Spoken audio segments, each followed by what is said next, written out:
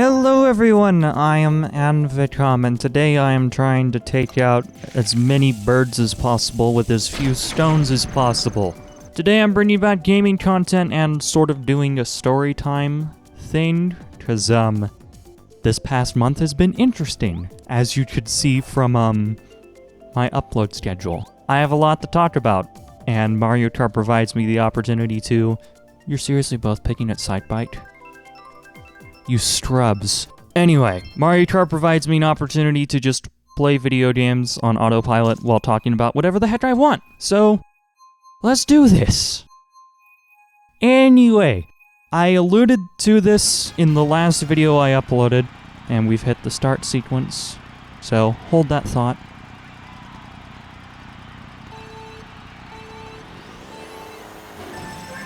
I alluded to this in the last video I uploaded, in that my mother and I were taking a 2-week vacation to North Macedonia, which that was interesting. The travel getting there and back was a nightmare. The actual trip itself was amazing, beautiful. I got to visit my best friend pretty much. The main reason why we went there was to support this orphanage operation that this one family we've been close with for forever now is running, and just to visit that family because we met them when they lived in the United States and they moved there a few years ago. Anyway, so while it was a 2-week trip, in reality it kind of took up an enormous amount of my time, much more than 2 weeks, because there was the week leading up to it and the week afterwards. Actually, the 2 weeks leading up to it, because that part was fun. So, yeah. Anyway, the original plan was to leave for North Macedonia on the 3rd of May. Take 3 flights from Cincinnati to Washington, D.C., to Zurich, to the capital of North Macedonia, Skopje. And that did not happen. Everything started out fine, but on the first commuter leg. But as we taxied out towards the runway, the bottom dropped out, which delayed us. And because the bottom dropped out, we got delayed more because the runway got crowded. Then the crew announced that there was some kind of maintenance problem. Meanwhile, our layover time in Washington, D.C. kept shrinking and shrinking to make it to our international leg, our transatlantic leg. And then an hour and a half after actually finishing up boarding and just sitting on the plane, they say that this paperwork issue or whatever has turned into a full-on maintenance problem and they have to return to the gate. And poof, there went our... These two people have matching tags, and I just kind of obliterated them on its sight bite. No luck garbage there either. Just kind of cruised through that one. Anyway, the way they handled it was like, what even? Because the airline and the crew and that sort of thing desperately wanted to get this plane to Washington, D.C. at some point, so there was a whole fiasco as to whether or not our bags would actually be taken off the plane. Our carry-ons were gate-checked, and our carry-ons had very important things in it. So, getting that stuff back was a fiasco. Eventually, we did get our bags back, and they decided... connecting flights, here's hotel vouchers and that sort of thing, we'll get stuff figured out. That was fun. And then we had to figure stuff out, because Skopje's airport is tiny. They only serve countries that are very near to Macedonia. It's something. And here we go again.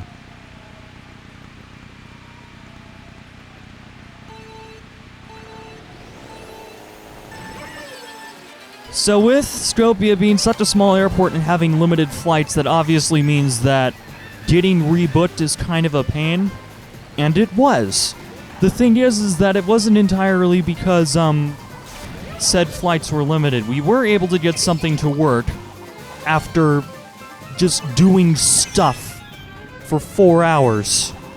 I kid you not. 4 hours. Like, oh my goodness. So... At one point, we were rebooked for 2023, In another instance, somebody else inside of the airline's computer system decided to change our booking from something that would actually work to an option that would only give us 4 hours of sleep because random person inside the airline's computer system wanted to prioritize getting us there on as many flights through that particular airline as possible. Why am I so far ahead? I get it that these are easy ranked bots, but there's human players in this lobby too. This is the custom lobby, by the way, because I find it to be very chill. Anyway, eventually we find something that works, but instead of flying through the... Actually, Switzerland isn't part of the EU. Well, instead of flying in to Zurich, we'd be flying into Istanbul. And not only flying into Istanbul, but instead of Washington, D.C. to Istanbul, it was, Chicago to Istanbul. So it was like a 10.5-hour flight. But the timing worked out for it. We'd had plenty of time to go get rest at a hotel, which we did, and reset for the following day, where we had more trouble.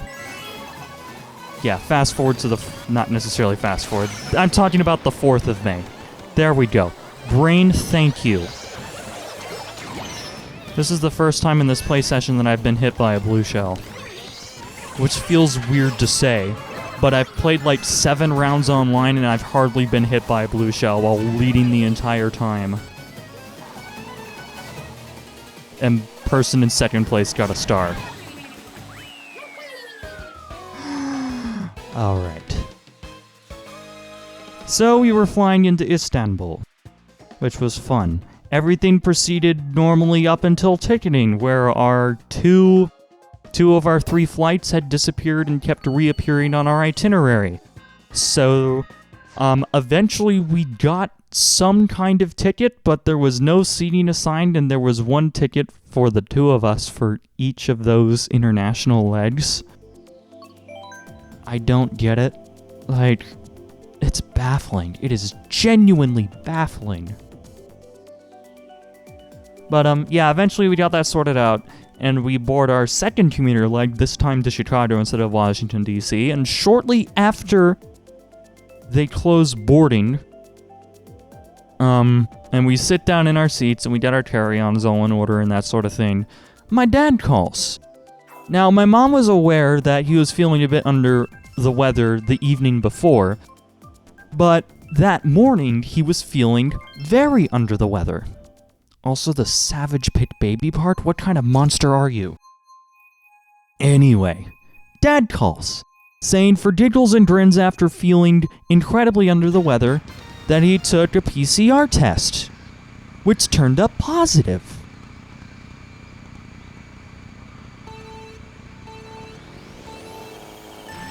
And us traveling internationally and having our locations where we'd end up possibly being stranded completely changed, our only choice was to hold up the plane, deplane, and hope and pray that our check bags made it off. Because while all of that was happening, our stuff disappeared off the itinerary again. And for that matter, on the side, one of our return flights disappeared off the itinerary. So now the airline computer system thought that we were going to take a road trip from Macedonia to to Switzerland, or whatever. Yeah, that was great. There's a blue shell. That's early for a blue shell. Alright, we'll wait to ditch the banana peel. Or we'll get it shocked out of our hands anyway. So we were forced to hold up the plane, and we end up deplaning, and by some miracle we get our luggage back, although it takes like close to 2 hours to turn up. Meanwhile, my dad has decided he is going to come pick us up, take the 2-hour drive from Central Ohio down to Cincinnati to pick us up and that sort of thing. The thing is that we're like, okay, what are we supposed to do? I guess we could COVID test and then wait at a hotel an additional night and then try again the following day. And I'm in traffic-ish. Where did that red shell go? I have no items. How did I get ahead of you? I mean, we take those. Oh, goodness. And you didn't get touched by that. Of course you didn't. Well, you don't have that much of a lead anyway. Yep, so while we're waiting for our check bags to show up, my dad starts driving on the way. Eventually, we do, by some miracle, get our check bags. But, I need a second blue shell at this point, or double reds. I'm gonna have to fish for double reds. Also, what am I thinking? This isn't 200cc, I can just take this shortcut here. Okay, I'm gonna have to surgical precision this. Why did that? Oh my goodness. Well, fine, we take those. Now, as long as you don't get double reds, we'll be good. Eventually, we're able to COVID test, but by the point that we actually get test results, my dad is like 20 minutes outside of the airport. So, yeah.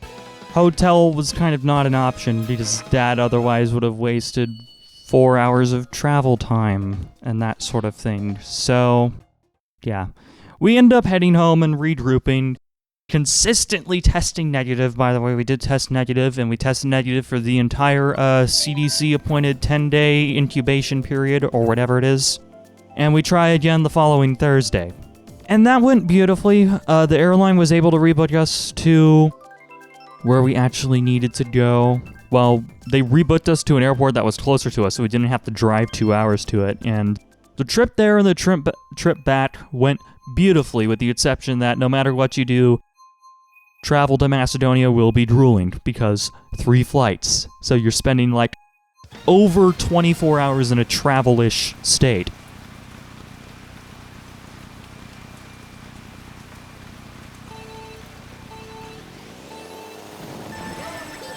And that's kind of what happened. The week, while we were kind of self-isolated-ish, I was able to, as part of completing my associate's degree program, which that also happened, I was able to upgrade my CPU, but because of the way computer upgrades work, that also meant that I needed a new motherboard.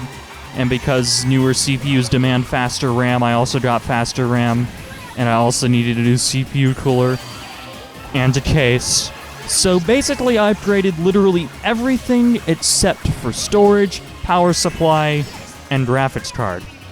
So now I am rocking an absolute monster of a computer, at least for now, with all current generation hardware. Absolutely fantastic. Why am I getting such an enormous lead on these people?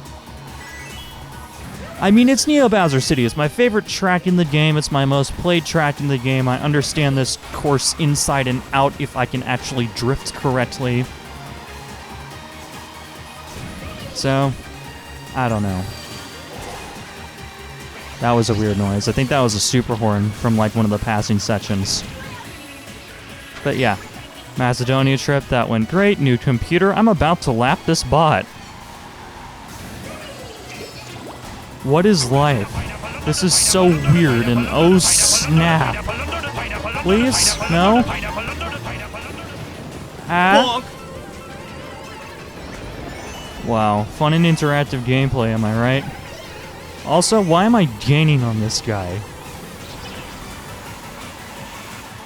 Again, easy bots. These are just basically here for filler and then for like item balance, so where that you just don't end up in a lobby to where that it's completely radio silent.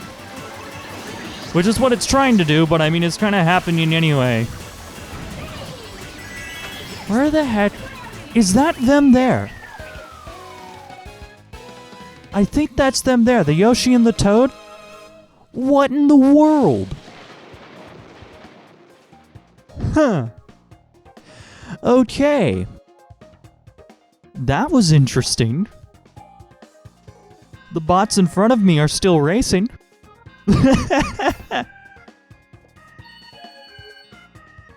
And then the week after the trip, I couldn't quite reset and get back into the content creation just yet because we had a bunch of appointments that were scheduled around the original 2-week window we had partitioned for the trip. So, basically the week immediately after the trip got booked to the gills with appointments, and then this past week was just kind of recovering from it all. But now I am here. I am making content, and I am doing one more race. Okay, it's Mario Circuit. I was like, if it lands on random and if it ends up on something I hate, like Baby Park or Cheese Land, like, yeah. That would have been interesting. Alright, let's go.